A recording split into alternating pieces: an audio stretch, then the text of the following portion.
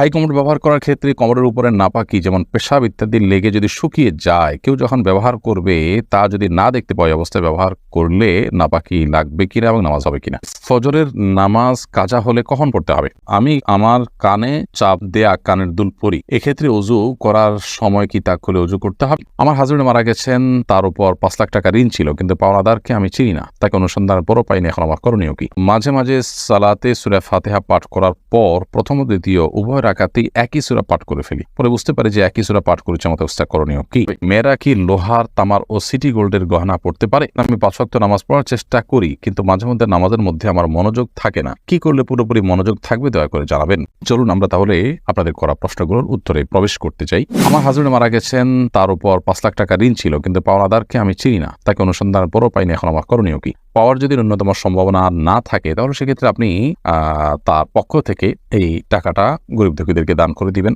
এবং অর্থাৎ পাওনাদারের পক্ষ থেকে যে আল্লাহ যিনি পাওনাদার এর সব আপনি তাকে দিবেন। এটা আপনি করলে ইনশাআল্লাহ বিদিল্লাহ আশা করা যায় যে আল্লাহ তাআলার কাছে আপনি দায়মুক্ত হবে। এমনি মুস্তাফিজুর রহমান আপনি লিখেছেন, বৃষ্টির সময় বিভিন্ন নদী, পুকুর, খাল থেকে যে মাছগুলো আসে সেগুলো খাওয়ার বিধান কি?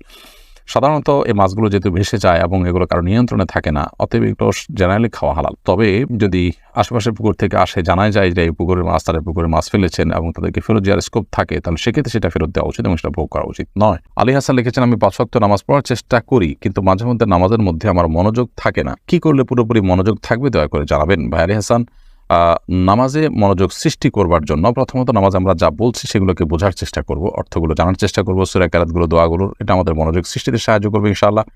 এর পাশাপাশি নামাজে আমাদের যে সূরা কেরাতগুলো পড়ে থাকি আমরা, সেগুলো অর্থ সহকারে বুঝে পড়ার পাশাপাশি ধীরে ধীরে পড়ব, এবং রুকু, সিজদা, উঠা বসা যত সময় নিয়ে যত ধীরে ধীরে আপনি করবেন তত বেশি ইনশাআল্লাহ বিদিল্লাহ আপনার সালাতে মনোযোগিতা সৃষ্টি হবে ইনশাআল্লাহ তাআলা। সালাতে মনোযোগ সৃষ্টি হওয়ার জন্য আর অনেকগুলো উপায় আছে। একটি আর্টিকেল আমাদের অনলাইনে এখনো আছে, নামাজে মনোযোগ সৃষ্টির 33টি উপায়। এটি শেখ বিন বাজ রাহমাহুল্লাহ, সৌদি আরবের সাবেক গ্র্যান্ড মুফতি, তার একটা লেখার অনুবাদ আমি করেছি, সেটি আছে সোশ্যাল মিডিয়ায়, দেখে নিতে পারেন। টিএইচ তারেক আপনি লিখেছেন, আমি অনেক চেষ্টা করেও মাস্টারবেশন থেকে বের হতে পারছি না, পরামর্শ দিয়ে বাড়িতে করবেন। আল্লাহ তাআলা আপনাকে সাহায্য করুন এই হারাম কাজ থেকে বেরিয়ে আসার। এটার জন্য নির্জনতাকে আপনি অ্যাভয়েড করবেন এবং যথাসম্ভব তাড়াতাড়ি বিবাহ করবেন। বিবাহের পর স্ত্রী থেকে খুব বেশি দিন বাইরে থাকবেন না, এবং যে সমস্ত ভিডিও, যে সমস্ত ছবি, যে সমস্ত লেখা যখন আপনাকে এই হারাম কাজ করতে বাধ্য করে বা সে পথে নিয়ে যায়, সেগুলোর পথ বন্ধ করে দিবেন। এটি হলো সবচাইতে কার্যকর উপায়। অতএব আপনি সোশ্যাল মিডিয়া থেকে যদি অভ্যাস হয়ে থাকে সেগুলো বন্ধ করে দেন, বা আপনার সেখান থেকে সেগুলো শেষ হয় ডিলিট করে দেন, আনইনস্টল করে দেন মোবাইল থেকে, অথবা স্মার্টফোন আপনি বিক্রি করে ফেলান, একটা বাটন ফোনে চলে আসেন। 6 মাসের জন্য যদি নিজেকে একটু এভাবে আপনি পরিবর্তন করতে পারেন, ইনশাআল্লাহ বিদিল্লাহ আল্লাহ তাআলা আপনাকে সাহায্য করবেন। শারমিন বিথি আপনি লিখেছেন, মেয়েরা কি লোহার, তামার ও সিটি গোল্ডের গহনা পড়তে পারে? মেয়েরা স্বর্ণ এবং রূপার বা অন্যান্য যে সমস্ত পাথর ইত্যাদি আছে সে সমস্ত কিছুর গহনা ইত্যাদি পড়তে পারেন। এছাড়া তামা কিংবা লোহা এটা পড়া জায়েজ নয়। সিটি গোল্ডে পড়তে পারেন। তামা লোহার ব্যাপারে নবী করিম সাল্লাল্লাহু আলাইহি ওয়াসাল্লাম হাদিসে পরিষ্কার নিষেধাজ্ঞা রয়েছে। জাহান্নামীদেরকে লোহা পরানো হবে, এটা মানুষের শরীরের কোনো অলংকার হতে পারে না। নবী সাল্লাল্লাহু আলাইহি ওয়াসাল্লাম সেজন্য এটাকে নিষেধ করেছেন, জাহান্নামের সাদৃশ্য যেন না হয়। আর তামার ক্ষেত্রেও হাদিসে নিষেধাজ্ঞা রয়েছে, যার কারণে তামা, লোহা এগুলো আমরা ব্যবহার করবো না। তবে আমাদের বোনরা সিটি গোল্ড, এমনি সাধারণ স্বর্ণ বা রূপা বা অন্যান্য যে সমস্ত মূল্যবান ধাতব আছে এই লোহা এবং তামা এগুলোর বাইরে সেগুলো করতে পারেন। এরপরের প্রশ্ন হলো, মাঝে মাঝে সালাতে সূরা ফাতিহা পাঠ করার পর প্রথম ও দ্বিতীয় উভয় রাকাতেই একই সূরা পাঠ করে ফেলি, পরে বুঝতে পারি যে একই সূরা পাঠ করেছে, আমাদের অবস্থা করণীয় কি?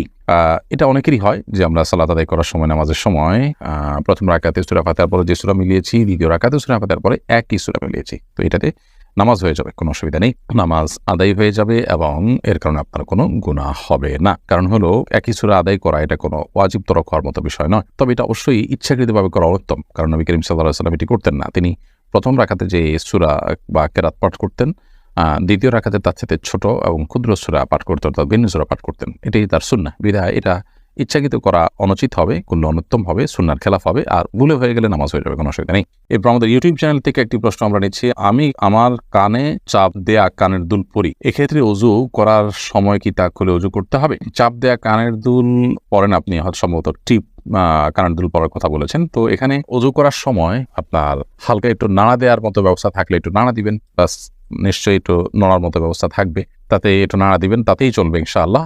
খুলেই প্রত্যেকবার আপনাকে ওযু করতে হবে এটা জরুরি না। আর যদি এত টাইট থাকে যে আসলে সেটা কোনোভাবে মুভ হয় না, ফিক্স হয়ে থাকে, তাহলে সেক্ষেত্রে আপনার এ ধরনের গহনা খুলে তারপরে ওযু করতে হবে। বিশেষ করে আপনার কানের ছিদ্র বা গহনার নিচের অংশে পানি পড়ছে না, এরকম যদি হয় তাহলে সেক্ষেত্রে আপনি খুলে নেবেন। সচরাচর এরকম হয় না, বিধায় একটু নাড়া দিলেই চলবে। এরপর প্রশ্ন হলো যে ফজরের নামাজ কাজা হলে কখন পড়তে হবে? ফজরের নামাজ যদি কাজা হয়ে যায় তাহলে আপনি ঘুমের কারণে কাজা হলো, যে কোনো কারণে কাজা হয়ে গেল, ভুলে গেছেন সে কারণে কাজা হলো, যদি এরকম হয় তাহলে সেক্ষেত্রে যখনই আপনি উঠবেন সাথে সাথেই দ্রুত সম্ভব নামাজ পড়ে ফেলবেন। আর যদি আপনি এমন সময় উঠেন যখন সূর্য জাস্ট উদিত হচ্ছে, তাহলে অপেক্ষা করবেন সূর্য উদয় হওয়ার 20 মিনিট পর আপনি নামাজ পড়বেন। আর যদি এর পরে হয় তাহলে যে কোনো সময় সকাল 7টা, 8টা, 9টা, 10টা যখনই হয়, আবার ঠিক দ্বিপ্রহরের আগ পর্যন্ত যদি সময় থাকে, যখনই হয় তখনই আপনি নামাজ পড়বেন। কারণ হাদিসে বর্ণিত হয়েছে মান নামা আন সালাতিন আও নাসিহা ফালইউসাল্লিহা ইযা যাকারাহা, যদি কারো নামাজ ঘুমের কারণে বা ভুলে যাওয়ার কারণে ছুটে যায় তাহলে তিনি যখন স্মরণ হবে তখন তিনি সালাতটি আদায় করবে।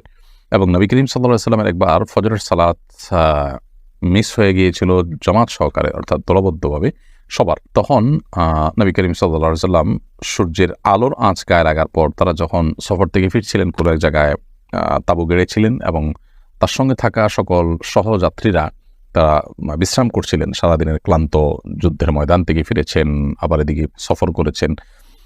এই ক্লান্তির কারণে ঘুম এত ভার হয়েছে যে ফজর নামাজের ওয়াক্ত পার হওয়ার পর সূর্য ওঠার পর তারা ঘুম থেকে উঠেছেন। তখন তারা আজান দিয়ে জামাতের সাথে নামাজ পড়েছেন। এই জন্য নামাজ কাজা হয়ে গেলে যখনই উঠবেন তখনই পড়ে ফেলবেন, কিন্তু এটা যেন নিয়মিত না হয়। এটা জীবনে একবার দুইবার কালে ভদ্রে এটা হতে পারে। হাই কমোড ব্যবহার করার ক্ষেত্রে কমোডের উপরে নাপাকি যেমন পেশাব ইত্যাদি লেগে যদি শুকিয়ে যায়, কেউ যখন ব্যবহার করবে তা যদি না দেখতে পায় অবস্থায় ব্যবহার করলে নাপাকি লাগবে কিনা এবং নামাজ হবে কিনা। হাই কমোড ইত্যাদি ব্যবহার করার সময় যদি কমোডের উপরে যেখানে বসে সে জায়গায় যদি পেশাব লেগে যদি শুকায় যায়, এভাবে শুকায় যায় যে আপনি ওখানে বসার পর আপনার শরীরে ওটার কোনো গন্ধ লাগে নাই বা আপনি গন্ধ অনুভব করেন নাই, তাহলে অসুবিধা নেই। আর যদি গন্ধ লাগে আপনার শরীরে, সেটার আলামত থাকে, তাহলে সেটা আপনাকে ধুইতে হবে। এই জন্য ভালো হয় এই জায়গাগুলোকে খুব ফ্রেশ করে তারপরে বসা, যদি পাবলিক প্লেস হয়, এমনকি ঘরবাড়িতেও যদি থাকে সেগুলো পরিচ্ছন্ন করে রাখা। আর আসলে এই যে পশ্চিমা পদ্ধতি, এটা আসলে একে তো আনহেলদি পদ্ধতি, অস্বাস্থ্যকর। পায়খানা মানুষের ক্লিয়ার হয় না, নানান রকমের রোগ এখান থেকে তৈরি হয়, সে সাথে এখানে অপরিচ্ছন্নতার ব্যাপারটাও রয়েছে। বিধায় এটা অ্যাভয়েড করতে পারলে ভালো, কিন্তু যদি কেউ করেন তাহলে সেক্ষেত্রে অবশ্যই এদিকটা খেয়াল রাখতে হবে যে নাপাকিতে থাকলে পরিষ্কার করে বসবেন। যদি শুকিয়ে যায় এবং বসার ফলে সেখানে নিজের শরীরে সেটা কোনো আলামত, দুর্গন্ধ ইত্যাদি না লেগে থাকে তাহলে অসুবিধা নেই। মোহাম্মদ শাওন লিখেছেন, ফেসবুকে কারো ছবিতে লাইক, কমেন্ট বা লাভ রিয়েকশন দিলে কি গুনাহ হবে? এটি নির্ভর করবে ছবিটা কি ধরনের। একজন ছেলে মানুষ হয়ে একটা মেয়ে মানুষের কোনো ছবি যেটা আপনার দেখা হারাম, সেটা ছবি দেখে আপনি লাইক, কমেন্ট করেছেন, লাভ রিয়েকশন দিয়েছেন, তাহলে সেক্ষেত্রে সেটা অবশ্যই হারাম হবে। আর যদি বৈধ কিছু দেখেন আর দেখে আপনি লাইক, কমেন্ট করেন, সেটা হারাম হবে না।